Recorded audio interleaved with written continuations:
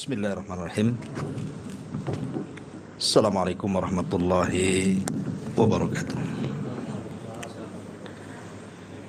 Alhamdulillah wassalatu wassalamu ala Rasulillah wa ala alihi wa sahbihi wa mawalah wa la hawla wa la quwata illa billahi wa ba'du.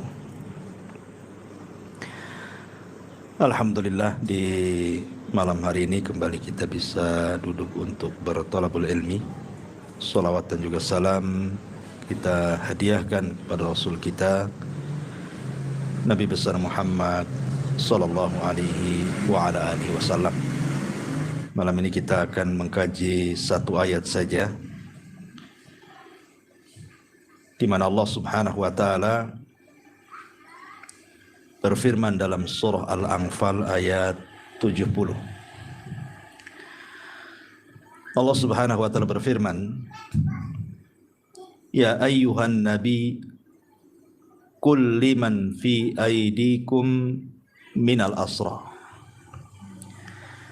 iya'lamillahu fi qulubikum khairan yu'tikum khairan mimma uhda minkum wa yaghfir lakum wallahu ghafurur rahim. Wahai Nabi, katakanlah kepada tawanan-tawanan yang ada di tangan, jika Allah Subhanahu wa taala mengetahui ada kebaikan dalam hatimu, jika Allah mengetahui ada kebaikan dalam hatimu, niscaya Dia akan memberikan kepadamu yang lebih baik dari apa yang telah diambil daripadamu, dan Dia akan mengampunimu, dan Allah Maha Pengampun lagi Maha Penyayang. Qatafidin muliakan Allah Subhanahu wa taala. Ayat ini ada kisah menarik yang dikisahkan oleh sebagian ahli tafsir. Jadi ketika Nabi SAW melakukan peperangan perdana yang disebut dengan Perang Badar, kita tahu Perang Badar ini perang yang sangat mencekam karena memang Rasul tidak pernah perang sebelumnya, sampai ada kekhawatiran akan mengalami kekalahan. Sampai di malam hari yang keesokannya akan perang itu, Rasul sampai istighotsah, meminta pertolongan kepada Allah Azza wa Jalla dengan sangat serius. Dan di sampingnya ada Abu Bakar Siddiq radhiyallahu anhu. Jadi Nabi SAW sampai mengangkat tangannya tinggi-tinggi, terus berdoa kepada Allah untuk kemenangan besok, sampai tidak sadar ridanya sampai lepas, kemudian diambil dan dipasangkan lagi oleh Abu Bakar. Dan Abu Bakar mengatakan, hasbuka ya Rasulullah, cukup wahai Rasul, Allah sudah mendengar doamu. Maka tiba-tiba Nabi SAW mengatakan kepada Abu Bakar, abshir ya Abu Bakr, berbahagialah wahai Abu Bakar, bahwa Allah Subhanahu wa taala telah mengirim bala bantuan, 1000 malaikat telah Allah turunkan di malam ini. Maka setelah kemudian keesokan hari betul-betul terjadi Perang Badar. Karena Perang Badar itu kan perang tidak tidak ada sebelumnya niat perang sebenarnya. Karena kan niat Rasul keluar bersama para sahabat itu bukan untuk perang, hanya untuk mencegat kafilahnya dagangnya Abu Sufyan, yang ketika itu mau pulang dari Syam ke Madinah. Oleh Nabi mau diambil sebagai bentuk balasan ketika para sahabat hijrah dari Mekah ke Madinah, harta mereka diambil, rumah mereka diambil, bisnis mereka diambil, tanah mereka diambil, sehingga ketika ada pedagang dari Syam yang membawa dagangan orang-orang kafir Quraisy itu mau diambil sama Nabi sebagai balasan, karena mereka sudah mengambil harta para sahabat, sekarang harta yang mereka bawa harus diambil. Cuma Nabi Sufyan ini cerdas, ya.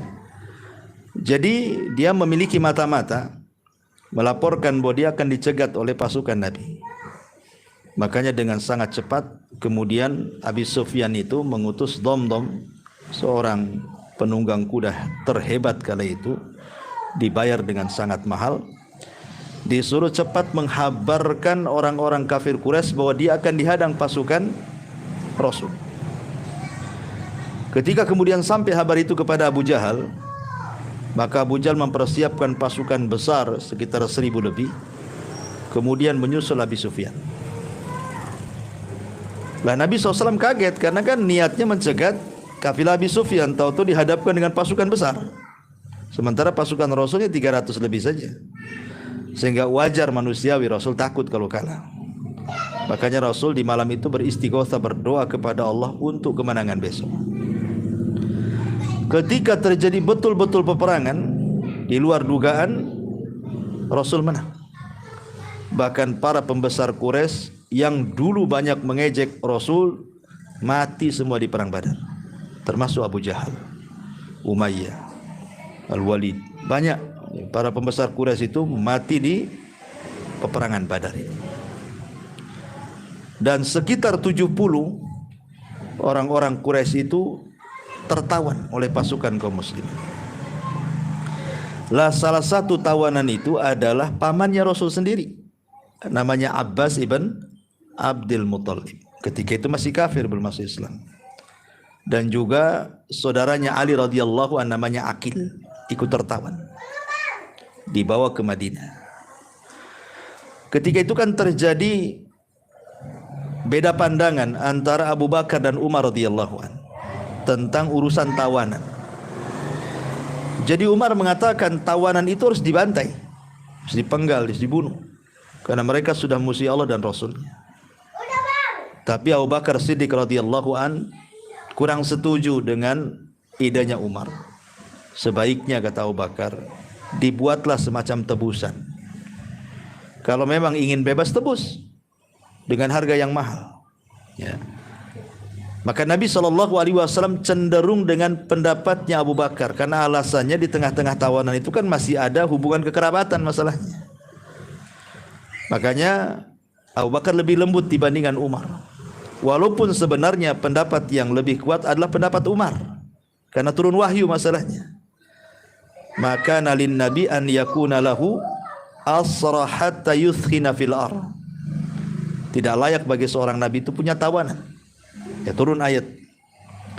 Tetapi ketika itu karena memang Nabi SAW lebih cenderung kepada pendapat Abu Bakar, walaupun akhirnya kemudian pendapat Umar yang kuat gitu ya. Maka mulailah kemudian setiap tawanan itu datang tebusan. Yang luar biasa, rupanya menantu Rasul pun terkena tawanan juga di situ. Ketika itu menantunya belum masuk Islam. Abul As ibn Rabi namanya. Abul As ibn Rabi itu suami daripada Zainab. Dan Zainab itu putri Nabi. Belum masuk Islam suaminya. Ikut kena tawan juga di situ. Ya.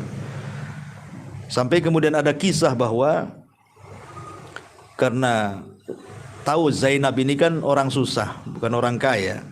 Untuk menebus suaminya kan bukan perkara mudah karena besar tebusannya. Sementara tidak ada uang. Dan orang-orang kafir Quraisy tidak mau membantu tebusan itu. Terpaksalah kemudian Zainab mencopot kalungnya, kalung emasnya, yang kalung itu dulunya adalah milik ibundanya Khadijah. Maka dihantarkan oleh saudara daripada Abul As ibn Rabi ke Madinah untuk menebus suami daripada Zainab. Lah ketika Nabi SAW melihat kalung itu, sedihlah Rasul. Kenapa? Karena tahu itu kalung siapa? Itu kan kalung istrinya, yang dulu ketika pernikahan Zainab dihadiahkan oleh Khadijah kepada putrinya sebagai hadiah pernikahan. Makanya Rasul mengatakan kepada para sahabatnya, saya tidak memerintahkan, tapi ini hanya pilihan saja. Sebaiknya kalung ini kembalikan kepada pemiliknya, maksudnya Zainab, dan lepaskan suaminya. Itu kalau kalian mau. Kalau kalian tidak mau, tetap ditebus. Menunjukkan Rasul tidak diktator kan gitu. Tetap mendahulukan musyawarah dengan para sahabat. Tapi karena sahabat tahu bahwa Nabi SAW sangat cinta dengan putrinya Zainab, Maka kemudian sahabat menyerahkan keputusan kepada Nabi. Maka Nabi SAW kemudian memulangkan kalung Zainab dan membebaskan Abul As ibn Rabi, suami yang masih kafir, tapi dengan syarat. Kata Rasul kepada Abul As ibn Rabi, sepulangnya kau ke Mekah, hantarkan Zainab pulang ke Madinah. Karena telah turun ayat bahwa tidak boleh orang musyrik menikah dengan seorang wanita mukminah. Karena Zainab sudah masuk Islam. Maka syarat itu dipenuhi Abul As. Kemudian sepulangnya ke Mekah, maka Abul As pun mengembalikan Zainab ke Madinah. Walaupun ada peristiwa kecil. Karena kesalahan Abul As itu mengantarkan Zainab di siang hari. Sehingga kemudian ketahuan oleh Abu Jahal dan pasukannya. Dengan Abu Sufyan dan pasukannya. Ya.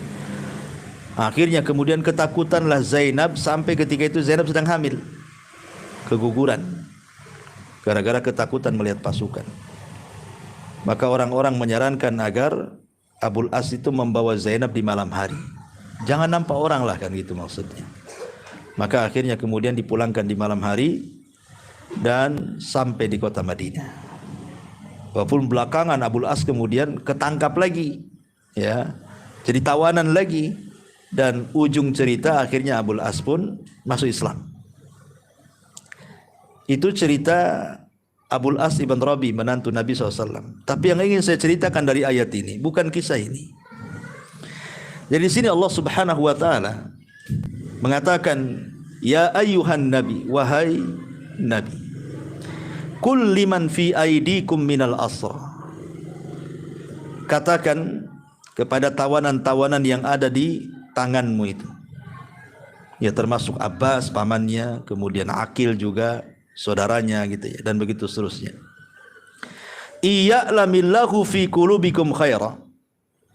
Jika Allah mengetahui ada kebaikan dalam hatimu terhadap tawanan-tawanan itu, ya, yu'tikum khairan mimma ukhidha minkum. Niscaya Allah akan memberikan kepadamu yang jauh lebih baik dari apa yang telah diambil oleh tawanan itu darimu. Wa yaghfir lakum, dan Allah akan mengampuni dosa kalian.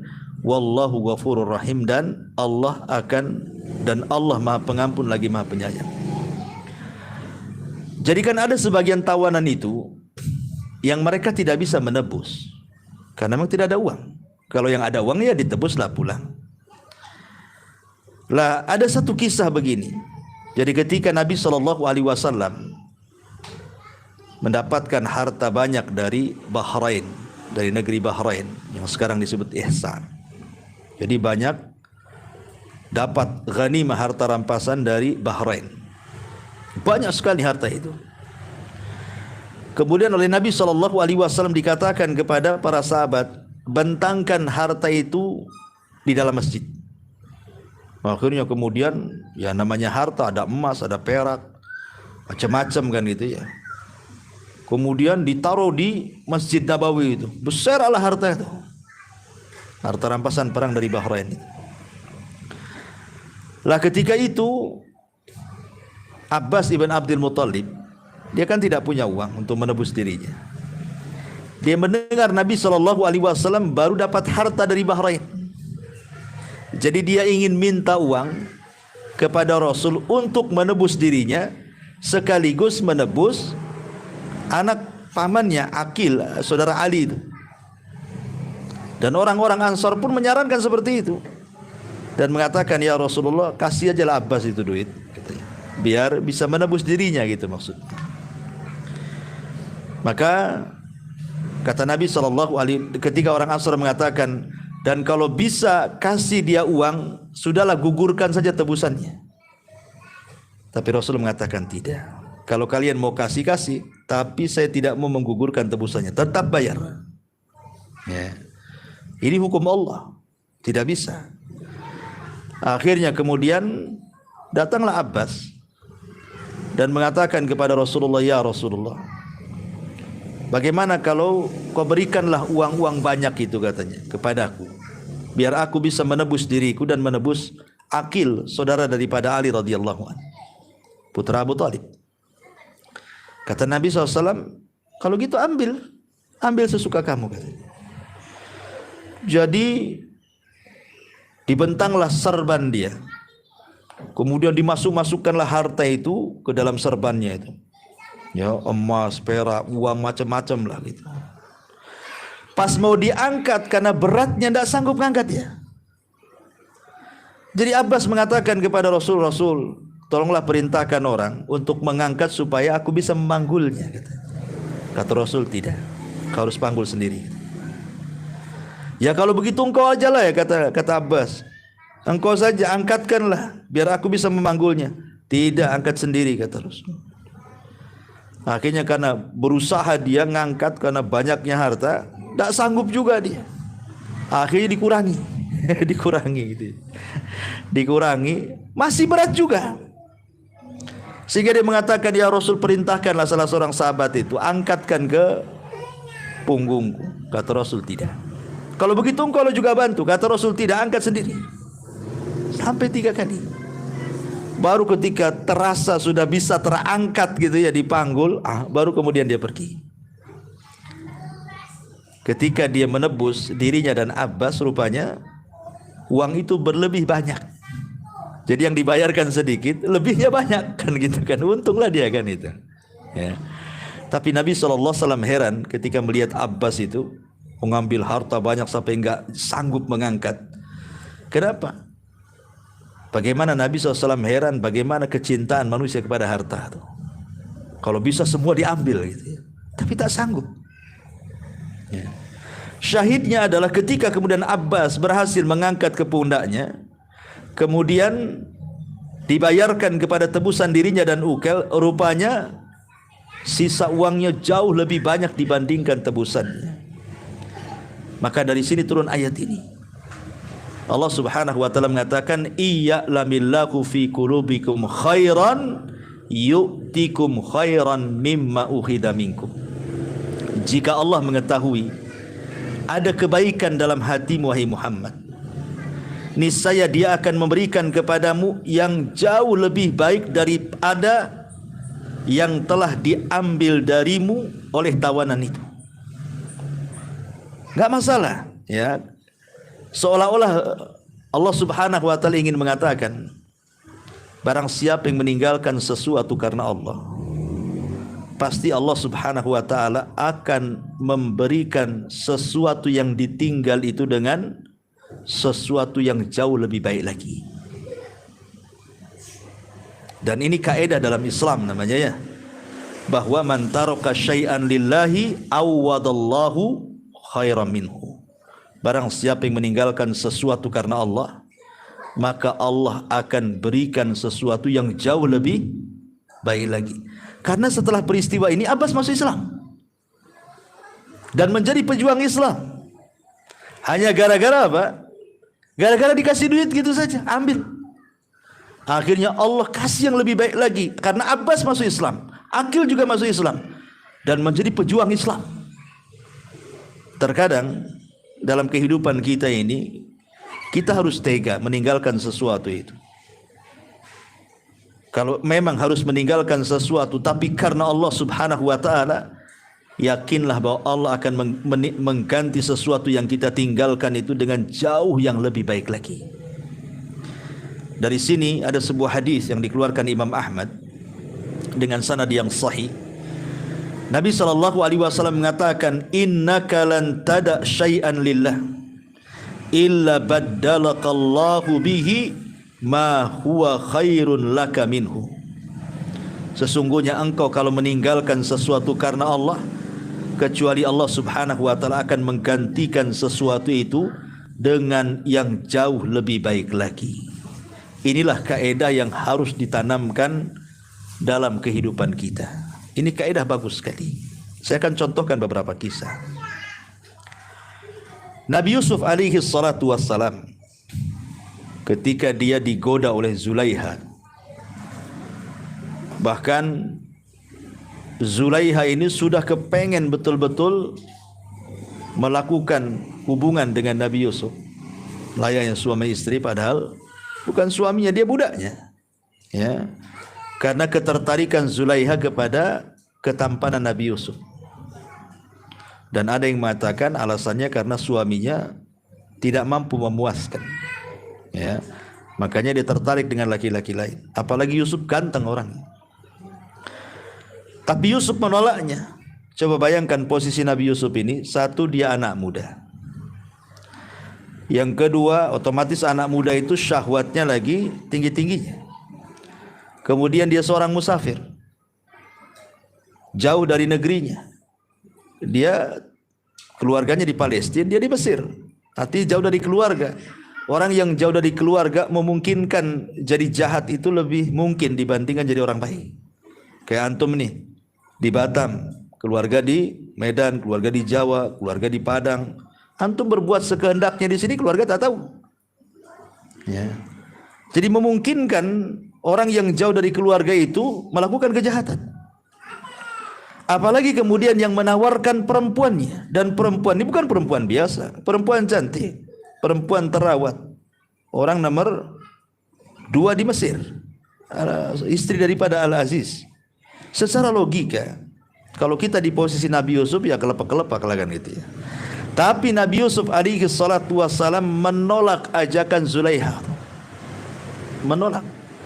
Akhirnya apa? Karena dia menolak ajakan Zulaiha, berakhir dengan masuk penjara. Berakhir dengan masuk penjara kan. Tapi Nabi Yusuf di sini mengajarkan satu kaidah kepada kita, barang siapa yang meninggalkan sesuatu karena Allah, dia tidak melayani Zulaiha karena Allah. Dia takut dengan Allah. Akhirnya Allah ganti sesuatu yang ditinggalkannya jauh lebih baik daripada yang ia tinggalkan karena Allah itu. Setelah keluar dari penjara, jadi apa Nabi Yusuf? Jadi orang nomor 2 Mesir. Allah ganti. Artinya kita harus yakin kalau kita meninggalkan sesuatu karena Allah itu pasti ada gantinya. Dan ganti itu jauh lebih baik lagi. Contoh kedua, Nabi Sulaiman alaihi salam itu kan suka dengan kuda perang. Jadi Nabi Sulaiman itu hobi ngoleksi kuda perang. Karena dia suka perang masalahnya. Jadi kuda-kuda perang itu dikoleksi dia, yang cantik-cantik, yang bagus-bagus itu.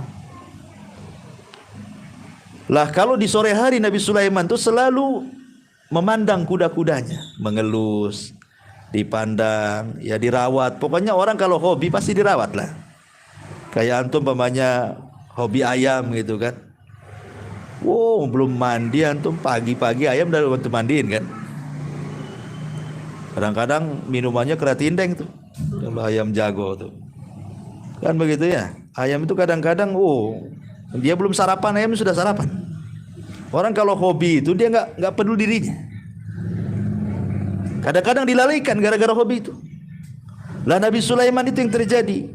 Jadi dia karena saking lezatnya memandang kuda-kudanya, mengelus kuda-kudanya, lupa yang harusnya dia melaksanakan sholat 2 rakaat di sore hari itu.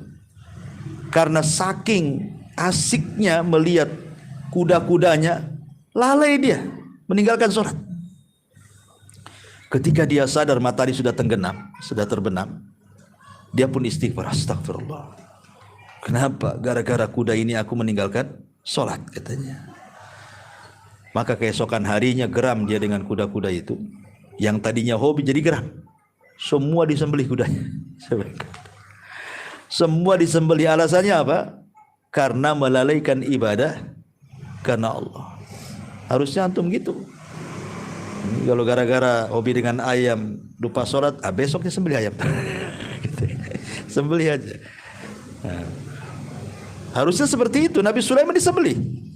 Semua disembelih.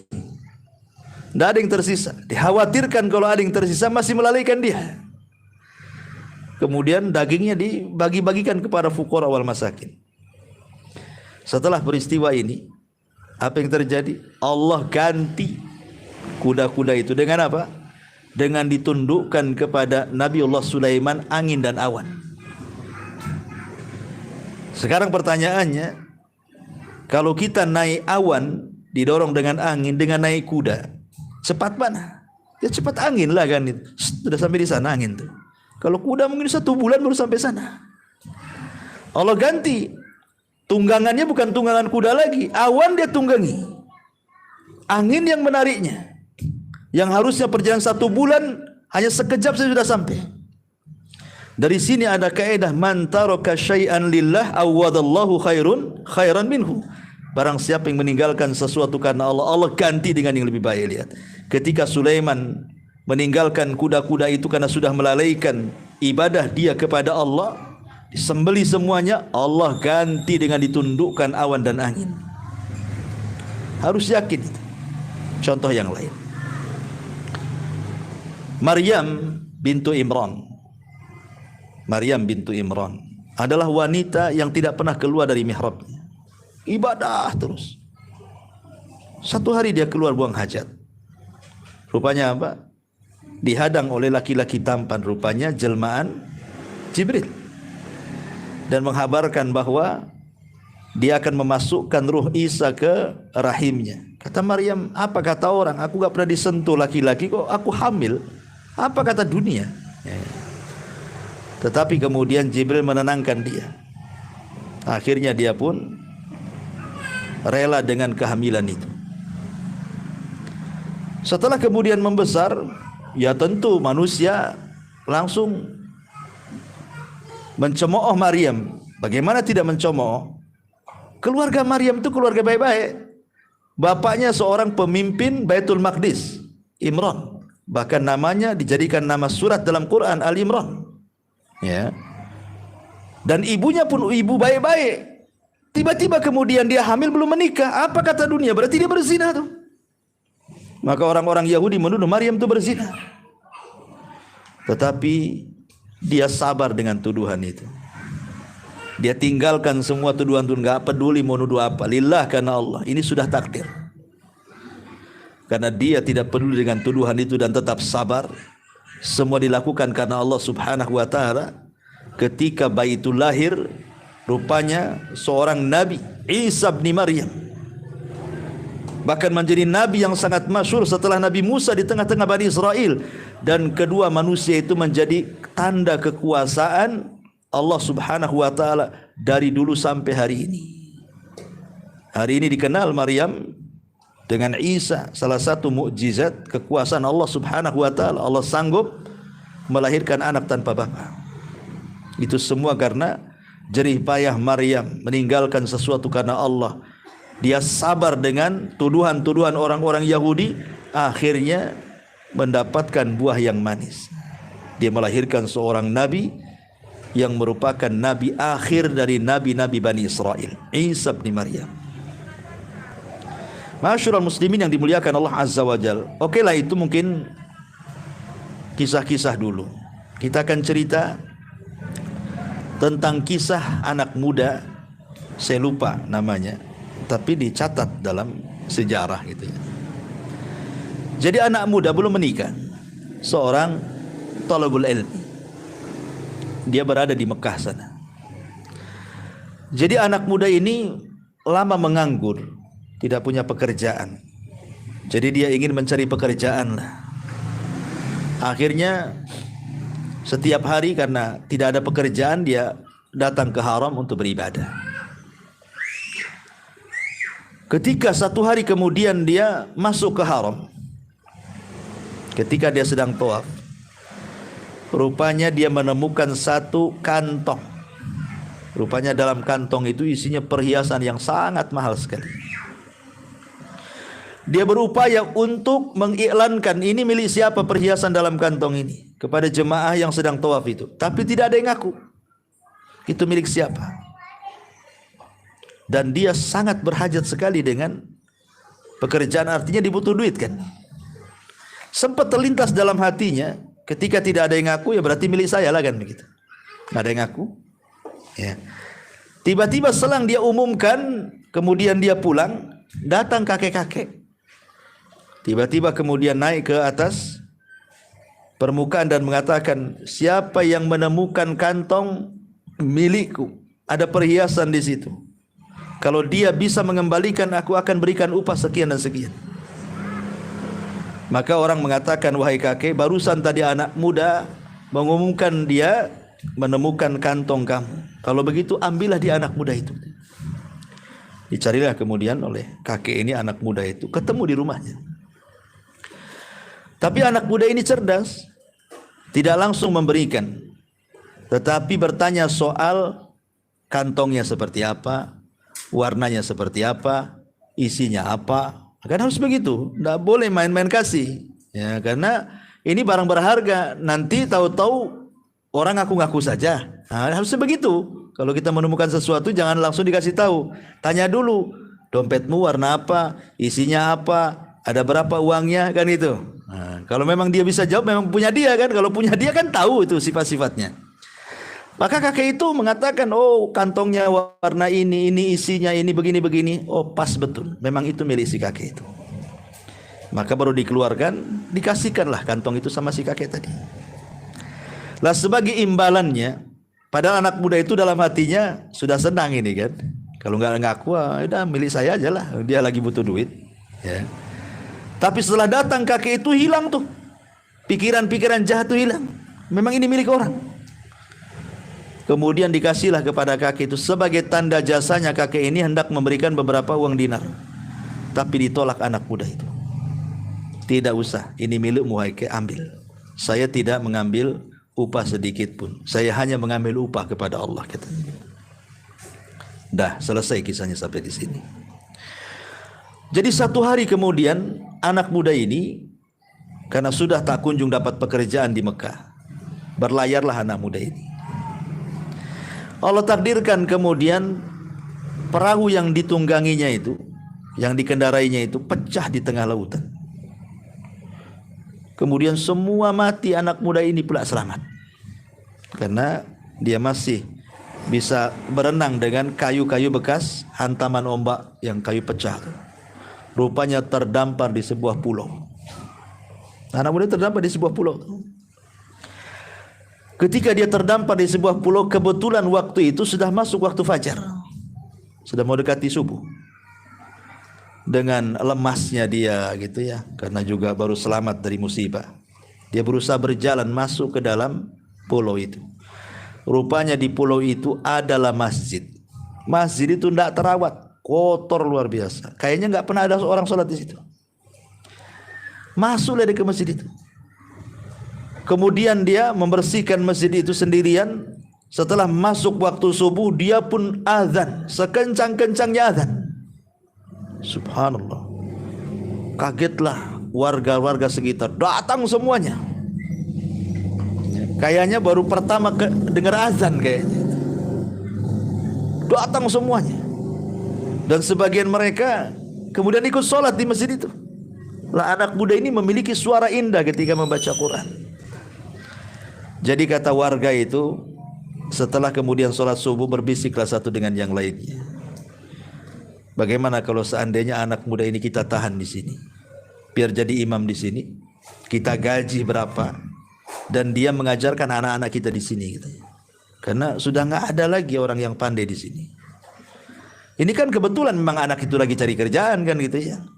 Ketika kemudian deal-dealan, maulah anak muda itu, memang tujuan dia keluar dari Mekah itu cari kerja. Rupanya warga situ mau anak muda itu mengajari anak-anak mereka sekaligus menjadi imam masjid digaji besar. Wah, senang hati anak muda itu. Subhanallah. Akhirnya jadilah kemudian imam masjid itu dan mengajari orang-orang kampung di situ. Setelah kemudian beberapa tahun, uangnya sudah terkumpul banyak gitu kan.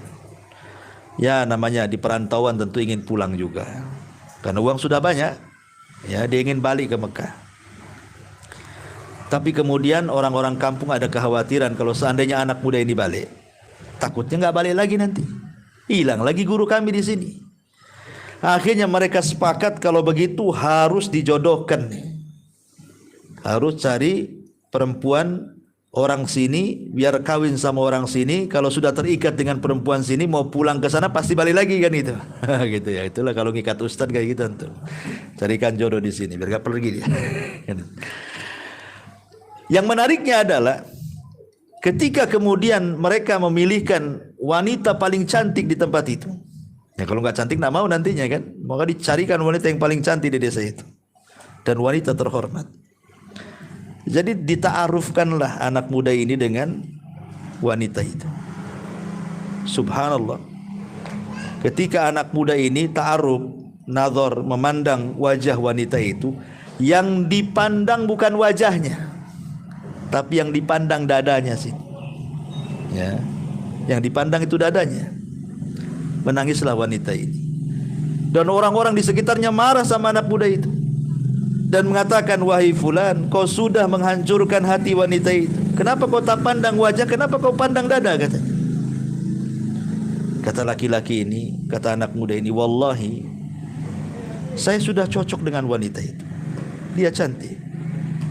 Tapi kenapa saya pandang dadanya? Karena saya melihat kalung tuh. Melihat kalung di lehernya. Kenapa emang dengan kalung itu? Kemudian ceritalah anak muda dulu waktu menemukan perhiasan dalam kresek itu. Kok persis seperti perhiasan yang aku temukan dulu di Mekah. Kemudian ada seorang kakek mengakui bahwa itu kalungnya. Kok persis kalungnya itu, katanya.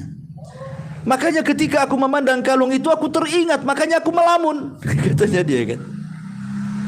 Akhirnya kemudian kata orang-orang, kalau begitu ceritakanlah itu kisah kalung itu, wahai anak muda. Diceritakanlah masa dulu tuh. Ketika dia tawaf di Mekah, kemudian nemu kresek, rupanya isi perhiasan. Dalam hatiku sudah enak ingin kumiliki, rupanya ada pemiliknya seorang kakek gitu kan. Kemudian dia pun mau memberikan upah, saya tolak dan saya katakan saya hanya meminta kepada Allah Azza wa Jalla balasannya. Tiba-tiba ketika anak muda ini cerita soal kalung, semua jamaah di situ bertakbir. Allahu Akbar, katanya. Kagetlah anak muda ini. Baru cerita mau takbir semua.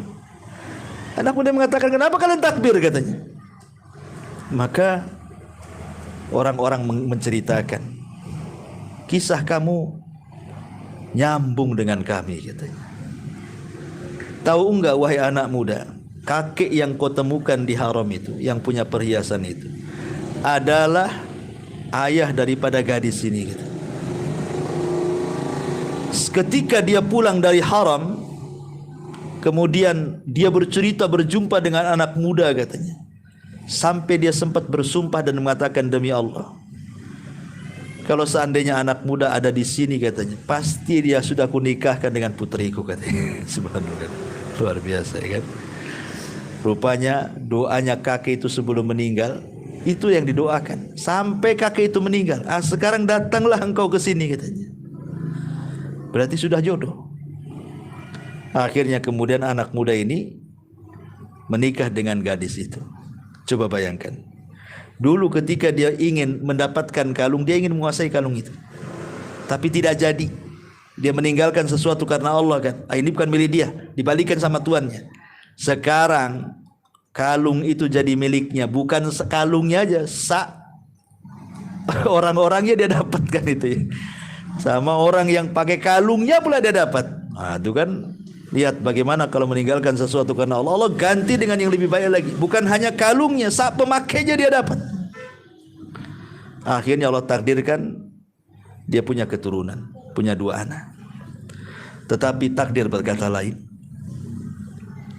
Kemudian istrinya meninggal.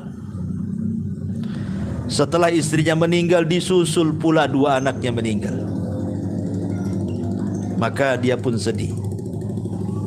Tetapi kalung itu yang tadinya milik istrinya, setelah istrinya meninggal, otomatis kan wariskan bagi anak-anaknya. Ketika anak-anaknya meninggal, jadilah kalung itu milik dia sepenuhnya. Dia tidak tahan tinggal di situ. Akhirnya diminta izin untuk pulang. Pulanglah dia ke Mekah. Rupanya kalung itu dia jual. Dia jual dijadikan modal dagang. Dan subhanallah, karena izin Allah subhanahu wa ta'ala, dari modal dia jual kalung itu, dia menjadi peniaga dan menjadi orang paling kaya di Mekah. Dari modal sedikit itu. Allah takdirkan usahanya berkembang, akhirnya jadi kaya raya. Dan dia pun menjadi orang yang paling dermawan di situ. Lihat kisah ini bukan sinetron, ya. Ini kisah nyata disebutkan para ulama.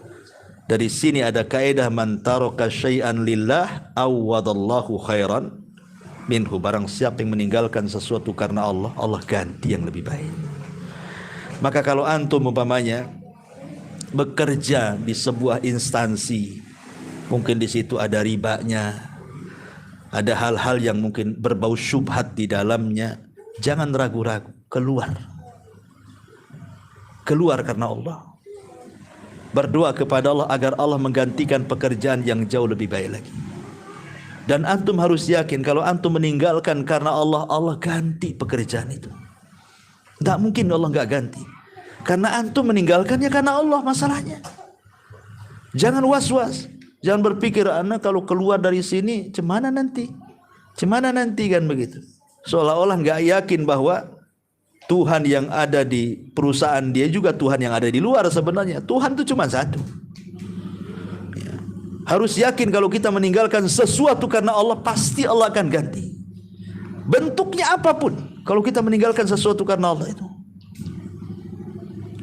Masya Allah. Dan saya pernah mengalami juga. Ketika saya meninggalkan sesuatu dan lillahi ta'ala karena Allah subhanahu wa ta'ala, Allah ganti sesuatu itu dengan jauh yang lebih besar lagi. Saya rasakan dalam kehidupan saya seperti itu. Maka jangan ragu-ragu kalau memang harus ditinggalkan dan itu karena Allah subhanahu wa ta'ala, maka yakin jangan ragu-ragu Allah pasti akan mengganti sesuatu itu dengan yang jauh lebih baik lagi. Ini kaidah yang harus tertanam pada kehidupan kita supaya kita tenang hidupnya. Ya. Wallahu a'lam bishawab. Ini kajian malam ini sudah jam 9 juga. Mudah-mudahan ada manfaatnya. Subhanakallahumma bihamdika asyhadu an la ilaha illa anta astaghfiruka wa atubu ilaik. Allahu taala alam. Assalamualaikum warahmatullahi wabarakatuh.